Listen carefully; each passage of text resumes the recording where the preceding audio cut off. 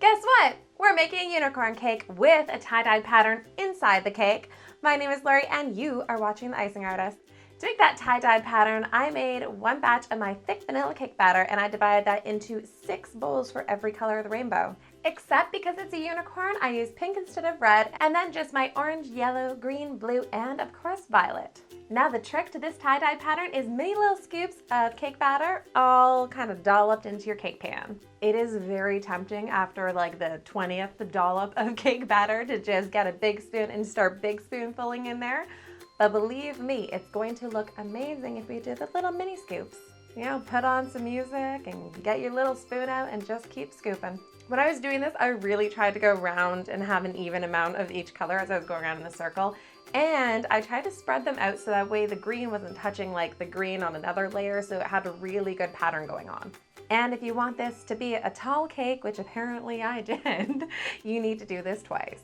Okay, but now that all that hard work is done, it is time for the fun part, which is swirling the colors together. So I just took a cake pop stick, and you don't want to over swirl because that's when you get that like icky brown color because you've mixed them too much. Just lightly swirl them together. Pop them off in the oven. Of course, when they come out of the oven, it never quite looks right, but as soon as you level off the top, there is the color we are going for. I'm so excited to see what this is going to look like in slice form. We're just going to carve off the caramelization right off the sides of this cake and cut those into layers so we can layer it up with some delicious buttercream. I had a really exciting week this week. I went on live with Kelly Ripa and Ryan Seacrest.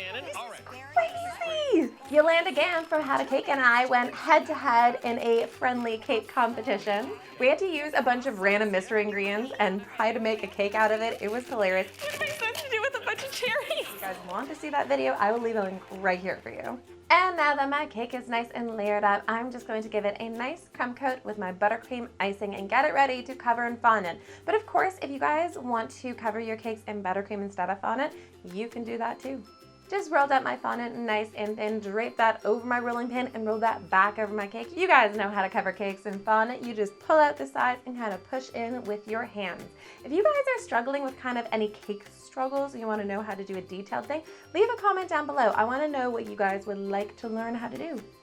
And if you guys have not subscribed to this channel yet, man, hit that subscribe button down below and ring that little notification bell. Next up, we are going to make that unicorn's horn. I use a light yellow fondant that I just mixed some Tylose powder into it. If you guys don't know what Tylose powder is, it's a little powder that makes your fondant hard like gum paste. Roll that into a log, except I tapered both ends of the log, cut that in half, and then twisted both of those ends together to make a perfect horn.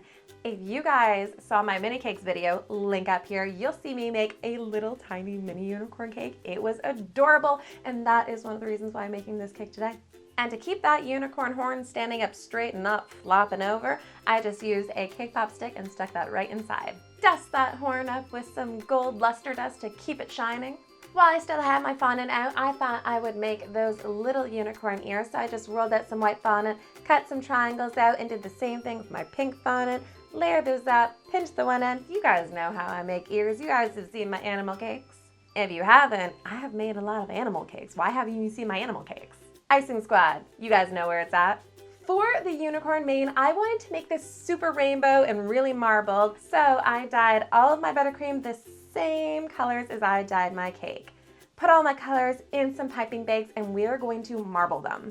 I laid out some plastic wrap. I love this technique, by the way. Pipe some thick lines of buttercream of each color side by side. They still weren't quite as thick as I wanted them, so I kind of doubled down on them on top. Then you just take the plastic wrap and you start rolling, almost like a sushi roll, except icing. I think I referenced sushi, even though I've never actually made it.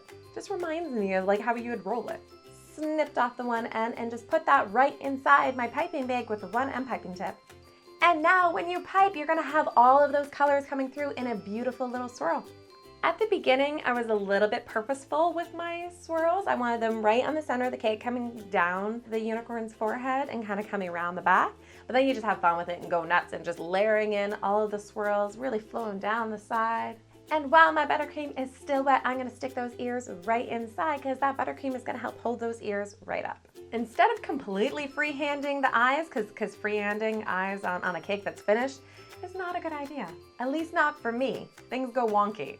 So I just use a circle cutter, kind of mark out where I want them to go. And then I just use my black buttercream and piped on the eyes, and that will help you make your eyes symmetrical. And that is it. Our unicorn cake is done. And of course, as soon as you cut it open, you're gonna see that gorgeous tie-dyed pattern all the way in the inside, which I love. Let me know down in the comment section below, what inside surprise cakes would you guys like to see me make next? And of course, don't forget to come back here again next week because we will be making something else in a cake. I'm not sure what it is yet, but it probably will be cool. Hopefully. Bye guys.